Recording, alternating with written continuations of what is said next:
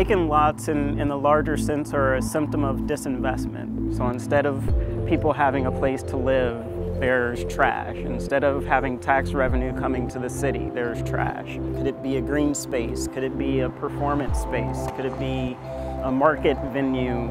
Instead of trash and pavement, you could have activity and life. So reimagining a space like this is really key to, giving people a different image of what their neighborhood can become, what their community can be. My name is Justin Moore. I'm an urban designer for the New York City Department of City Planning. I'm from Indianapolis. I grew up in the inner city. There's been a long history of vacancy, disinvestment. There are still large tracts of vacant and underutilized land. Urban Patch really started in a very personal way. My grandfather ran a very large urban agriculture program in the 1940s. Looking at that history, we were like, duh, this is the same problem we have now. So I went to the neighborhood where I'm from. We bought a vacant lot and a vacant house, and we said we're going to reinvent these spaces. We were really excited to use ioby to do the fundraising for our open space. It really helps make the project a community project. We say our mission is to make the American inner city better, which is a huge goal. It's not only kind of a beautification project, it really has real impact on people's lives. This project is really kind of pulling together all these things that really make me feel like I've made a really important connection to my family and to my history. We definitely have a lot of vacant space in Bed-Stuy. It's been a staple in my childhood. I was born and raised here, but I don't think it has been something that people thought they could change until recently. Until Paula from 596 Acres put the sign up, I had no idea that we had the power to take over vacant land and turn it into something productive. The organization formed out of a need, out of the lack of access to information about public land. We help communities transform vacant lots into community resources. It's bringing awareness to residents who already live in the neighborhood. It's telling them this is what you can do, and it's giving them the tools to actually do it. The first 1,000 maps of Brooklyn was paid for through an ioby campaign. We funded it in 24 hours. Putting it out there and then seeing the instant interest and seeing how much there was a hunger for this information, that was a big spark. I was walking by and I saw that there was an empty lot with a 596 acres sign on it. I got in touch with them. They got back to me right away and said, oh yeah, it's great, there's somebody else who just contacted me about the same lot. And that was actually a really cool experience to actually cut the lock, open the gate, and say this is ours.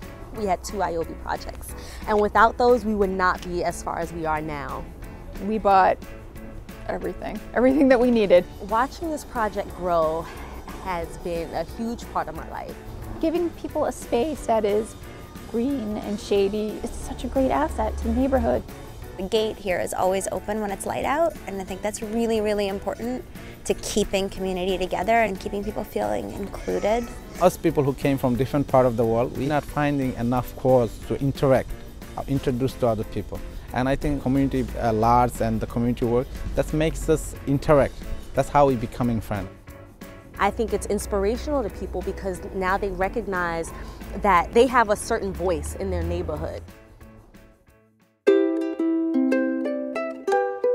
East New York is a community where we didn't have a really good access to fresh food. This neighborhood is considered a food desert. Something really fresh and really good is really, really expensive.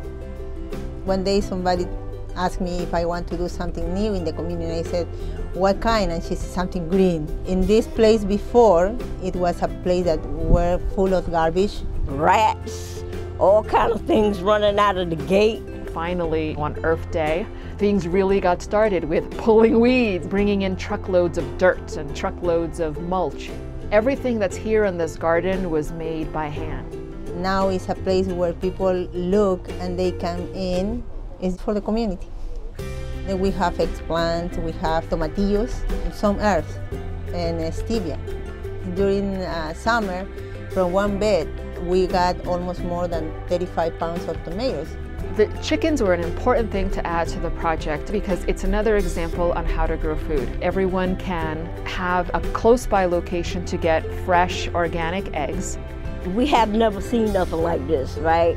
And most of us never grown up with anything green around us.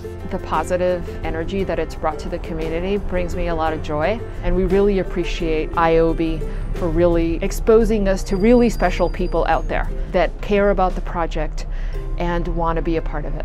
If you come to see the chickens, you get to meet me.